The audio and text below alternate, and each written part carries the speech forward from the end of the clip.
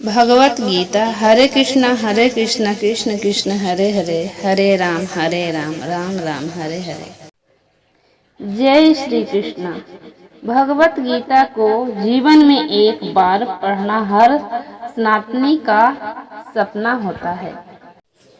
फिर भी बहुत सारे सनातनियों को ये अवसर नहीं मिल पाता है, या फिर मैं ये कहूँ कि हर सनातनी सही में सनातन धर्म को तब ही जान पाता है जब उसको गीता का ज्ञान प्राप्त होता है। आज आपको सौभाग्य से भगवत गीता का ज्ञान हमारे चैनल के माध्यम से प्राप्त करने का अवसर मिला है। श्लोक के अनुवाद और तात्पर्य बताएंगे। भगवत गीता अर्जुन विषाद योग अध्याय 1 श्लोक 1। धृतराष्ट्र ने कहा, हे संजय, धर्म भूमि कुरुक्षेत्र में युद्ध की इच्छा से एकत्रित हुए मेरे तथा पांडु के पुत्रों ने क्या किया? संजय ने कहा, हे राजन, पांडु पुत्रों द्वारा सेना की व्यूह रचना देखकर राजा दुर्योधन अपने गुरु के पास गया और उसने ये शब्द कहे, हे आचार्य, पांडुपुत्र की विशाल सेना को देखें, जिसे आपके बुद्धिमान शिष्य द्रुपद के पुत्र ने इतने कौशल से व्यवस्थित किया है। इस सेना में भीम तथा अर्जुन के समान युद्ध करने वाले अनेक वीर धनुधर हैं, तथा महारथी युयुधान, विराट तथा द्रुपद। इसके साथ ही धृष्टकेतु, चेकितान, काशीराज, पुरुजीत, कुंती भोज तथा शब्द जैसे महान शक्तिशाली योद्धा भी हैं। पराक्रमी युद्धमन्यु, अत्यंत शक्तिशाली उत्भोजा, सुभद्रा का पुत्र तथा द्रौपदी के पुत्र, ये सभी महारथी हैं। किंतु हे ब्राह्मण श्रेष्ठ, आपकी सूचना के लिए मैं अपनी सेना के उन नायकों के विषय में बताना चाहूँगा जो मेरी सेना को संचालित करने में विशेष रूप से निपुण हो।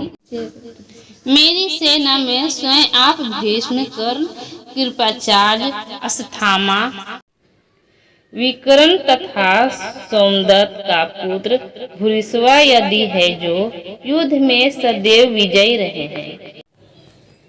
ऐसे अन्य अनेक वीर भी हैं जो मेरे लिए अपना जीवन त्याग करने के लिए उद्यत हैं। वे विविध प्रकार के हथियारों से सुसज्जित हैं और युद्ध विद्या में निपुण हैं।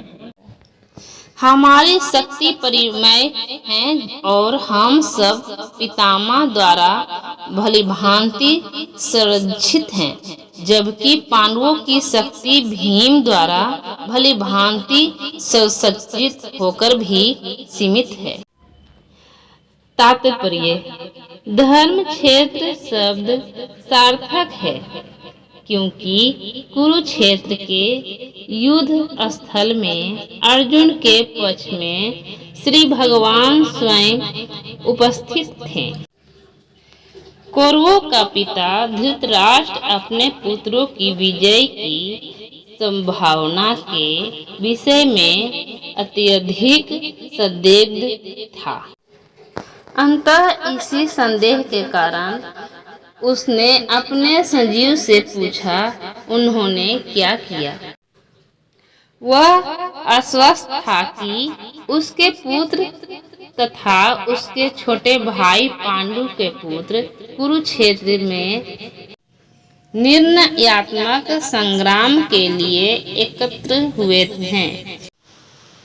फिर भी उसकी जिज्ञासा सार्थक है। वह नहीं चाहता था कि भाइयों में कोई समझौता हो।